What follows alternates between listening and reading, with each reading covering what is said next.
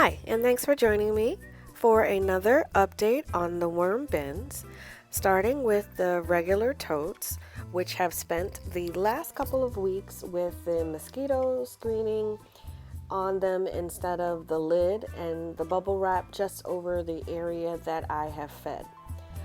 The material that was uncovered this week was a little bit wetter, and I think that has to do with that was fed the previous week. The consistency is not too bad, but it is still a bit clumpy. And like I mentioned in the other video, I just have to get used to the fact that the consistency is going to be different. Over here on the side that I fed, nice size worm balls, a good amount of worms in this bin, and I'm overall happy with what's going on. And my plan to take this to harvest towards the middle to end of May is going to proceed. So you'll notice that I'll be giving them smaller than usual feedings and feeding them material that is more likely to decompose faster than things like squash. So they're getting peppers and bananas this week. Bananas are something that I find the worms really enjoy. And once I add the grit to this one, it is set up for another week.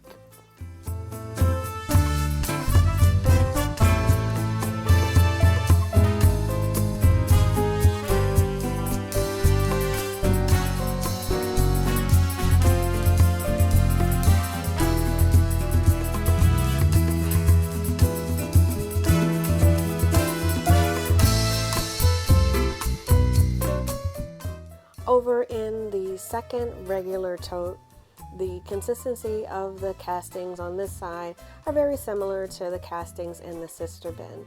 The side that was uncovered is damper than it was the previous week, and it's still clumping, but it's not muddy in that it's like wet or holding a lot of moisture. When I squeezed it, I didn't get a lot of moisture out, but it stuck together and didn't freely break apart.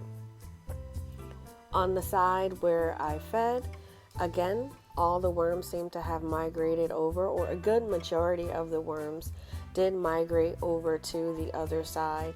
And although the castings are heavier, they as well are not so heavy that they are muddy.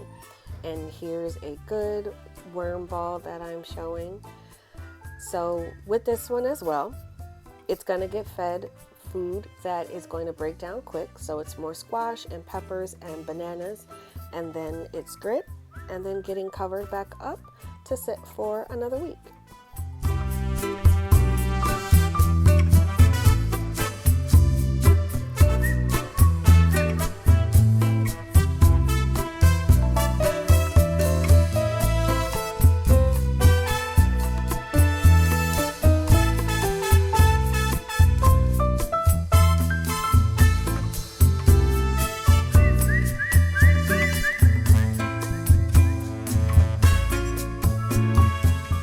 Moving over to the Vermibag Tote, this is the first of the two, and this one will be the tote that I take to harvest next week.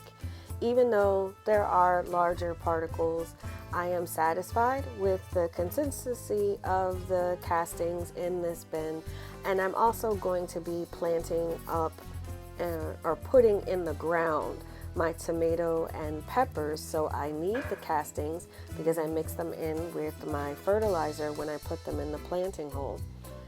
But this is a clump of banana and worms, so they're all throughout that. So for this one, it's gonna get a tiny feeding. I just don't like the idea of not putting anything in the bin, and then it's going to get closed up, and the next update on this one will be showing the harvest on this bin and the Vermibag mini. So this is all set up for another week.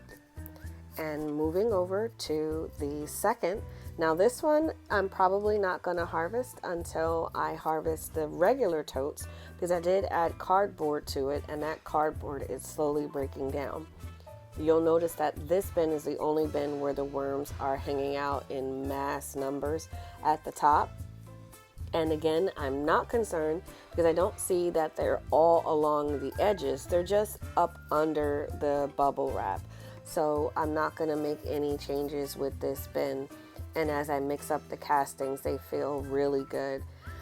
And since I have no plans to harvest this soon, these guys are going to get a good size feeding. I don't have a problem skipping a week if there's still a lot of food, but these are things, again, that are going to break down quicker, so I give them a larger feeding. And this bin was set up for the next week.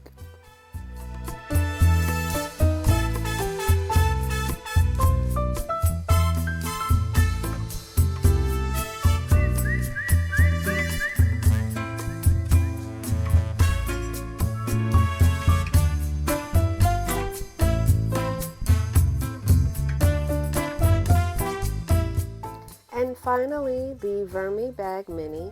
This one is also going to be harvested next week, but since it's a flow-through system, I am concentrating more on getting the worms to stay towards the top than to stop feeding it or lessen any of the feedings.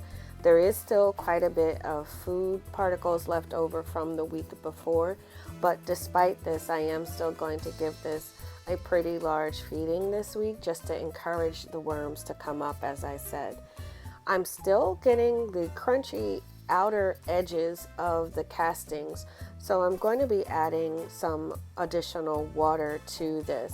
I really don't want it to dry out. It pretty much has the exact opposite issue as the regular totes in that this one is constantly drier versus holding in moisture. So I did go ahead and spray this down, and the liquid that was left over at the bottom, I added it to these castings as well. And then again, it got a nice size feeding of the banana and peppers and a little more grit because I noticed some beetles, and I'm not a fan of having beetles. A few of them is fine, but when I can see that the beetles are really in large numbers towards the top, then I start adding a little bit of my worm chow or extra of my worm chow to the top. And then once I have added the grit and the bubble wrap, that concludes the update for all of my bins this week. I hope you join me next week when I do my harvest, and I do hope you enjoyed the content. Thanks for watching.